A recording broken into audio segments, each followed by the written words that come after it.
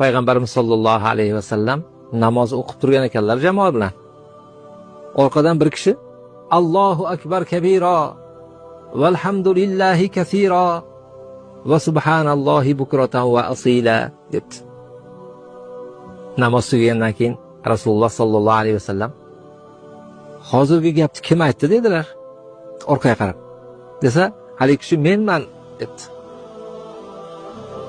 Hayron qoldim degan ekanlar. Siz shu gapni aytganingizda osmon eshiklari ochilib ketdi dedilar. Nima degan bo'lsangiz ijobat bo'ldi dedilar. Bu voqeani aytib berayotgan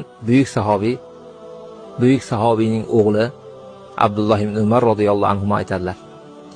Payg'ambarimiz alayhisolatu vassalomdan shu gapni eshitganimdan beri mana shu duoni tark qilmayman dedilar.